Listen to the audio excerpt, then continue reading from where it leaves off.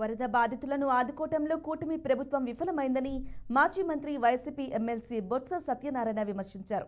విపక్షంపై నిందలు వేయడం సిగ్గుచేటుగా అభివర్ణించారు. ప్రకాశం బ్యారేజీని ఢీకొట్టిన పడవలకు వైసీపీకి ఏం సంబంధమని ప్రశ్నించారు. వరదలను కంట్రోల్ చేయలేకే గత ప్రభుత్వాన్ని తప్పుబడుతున్నారని ఆరోపించారు. ఇప్పటికైనా నిర్వాసులందరినీ ఆదుకోవాలని, ఆ దిశగా సహాయక చర్యలు ముమ్మరం చేయాలని హితవు పలికారు.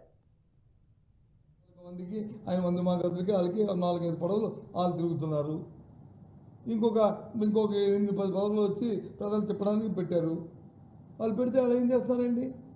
ఒక్కొక్క వ్యక్తిని తీసుకెళ్ళడానికి 1000 నుంచి 2000, 5000, 10,000, 50,000 ఆ ప్రాణానికి వచ్చి ఖరీదు కట్టి చేస్తుంటే ఏం చేస్తుంది యంత్రాంగం? ఆ రోజు 2009లో వచ్చి రేపల్లో వచ్చి దాన్ని గండి పెడితే అప్పటికప్పుడు రాత్రి మీద కృష్ణపట్నం నుంచి సుమారు 200 లారీలు పెట్టి అక్కడ నుంచి స్టోన్ తీసుకొచ్చి బౌల్స్ తీసుకొచ్చి ఆ గండిని పూడ్చిన చరిత్ర ఉంది.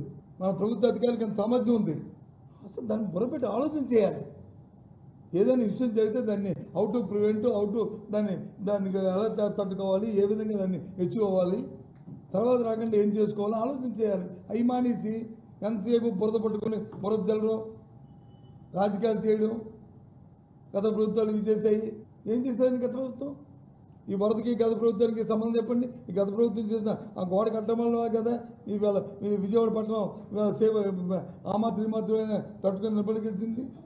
బుడిమేరులో వచ్చి ఇలాంటివి వచ్చినప్పుడు బ్యాక్ వాటర్ వస్తుంది. బ్యాక్ వాటర్ నుంచి ఆ ప్రాంతం అంతా కూడా మునిగిపోతుంది. అందుకు బుడిమేరు గండిపడే పరిస్థితులు ఉంటాయని ఆలోచన కూడా ఉంది కదా. ఇంత ఎఫెక్ట్ అయినప్పటికీ అలాంటి పరిస్థితులు వస్తాయని తెలుసు కదా. మీకు ఈ విషయం తెలిసినప్పుడు అధిక వర్షాలు వస్తాయని ముందుగా మీకు తెలియపరిచిన వాతావరణ శాఖ మీకు ఇన్ఫర్మేషన్ ఇచ్చినప్పుడు, మెట్రాలజీ డిపార్ట్మెంట్ మీకు చెప్పినప్పుడు